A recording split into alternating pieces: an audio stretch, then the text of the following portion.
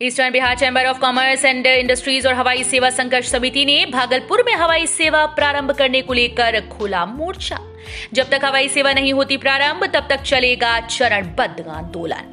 भागलपुर के तपस्वी nursing home में रोगियों का देहांत हो रहा है तो कभी के नर्सिंग होम में, कभी मायागंज अस्पताल में, कभी सदर अस्पताल में लोग खर्च तो कर रहे हैं, लेकिन उसका सही सदुपयोग नहीं हो पा रहा। अगर हवाई सेवा भागलपुर में बहाल हो जाती है तो शायद ऐसी मौतें भागलपुर को नसीब ना हो। यहाँ का बुनकर व्यवसाय हो या फिर भागलपुरी कतरनी चूड़ा, जर्दालू आम, सभी पर संकट मंडरा रहे हैं। अगर हवाई सेवा भागलपुर से प्रारंभ हो जाती है तो शायद व्यवसाय भी बढ़ेगा और रोगी अपना इलाज भी आपातकालीन स्थिति में जाकर करा पाएंगे। इसको लेकर eastern Bihar chamber of commerce and industries के साथ साथ हवाई सेवा संघर्ष समिति ने मोर्चा खोल दिया है और यहाँ के लोगों ने चरणबद्ध आंदोलन शुरू कर दिया है।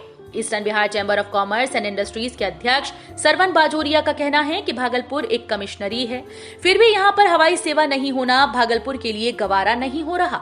वहीं जहाँ हवाई अड्डा है वहां पर करोड़ों रुपए सरकार खर्च करके बाउंड्री, दीवार, रनवे बनवाया, लेकिन वो सब धूल फांक रहा है। अब स्मार्ट सिटी के खर्चों से फिर से बाउंड्री वॉल में प्लास्टर व रंग रोगन का काम प्रारंभ हुआ है। ये कहीं से सही नहीं है। ये मांग बहुत पुरानी है। इसके पूर्व में भी इसके लिए जो है काफ़ी प्रयास किया गया सारी संस्थाओं के साथ। भागलपुर को हवाई जहाज़ चाहिए। अगर अगल बगल में हमारे हवाई जहाज़ है तो भागलपुर क्यों नहीं? भागलपुर किस मामले में कमी है? सिल्क की नगरी है यहाँ पे, इतनी यहाँ पे ना सर दुकानें हैं, इतने लोग का आवागमन है। ये भागलपुर जिला नहीं है, भागलपुर कमिश्नरी है। पूर्व में बात उठाई गई थी कि मिनी हाई कोर्ट कहीं स्थापना हो, वो बात खत्म हो गई। अभी हमारे गार्जियन बताया जायसवाल साहब ने कि पुल डबल करने की बात तो वो ख़त्म है। सुल्तानगंज में पुल बनने की बात हो तो बन रहा है तो वो गिर रहा है। हवाई अड्डे की बात हो तो उसमें हमने करोड़ों रुपया खर्च करवा दिया सरकार का, लेकिन क्या हुआ? वो मोटरसाइकिल चल रही है, स्कूटर चल रही है, लोग वॉकिंग कर रहे हैं, लोग गोबर खोक रहे हैं, लोग गाय चरा रहे हैं। और आज फिर हमने पेपर में पढ़ा है कि स्मार्ट सिटी के फंड से वहाँ का दीवार बनाया जा रहा है, वहाँ बिजली बनाया जा रहा है। आखिर उस पैसे का होगा क्या?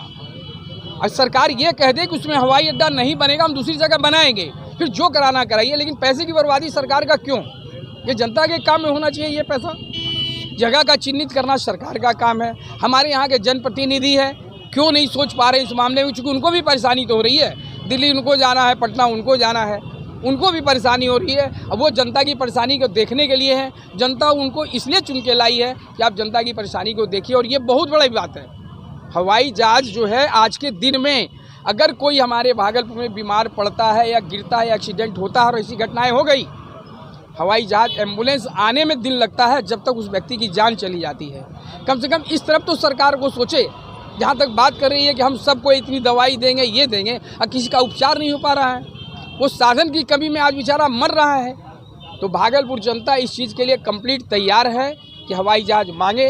पूर्व में हम लोग कुछ आश्वासन की बात पर हम लोग तैयार हो गए कि नहीं अब ये चालू हो जाएगा, लेकिन कहीं ना कहीं कोई टेक्निकल गड़बड़ी रही हो, इसमें हमको कोई विषय में नहीं जाना है।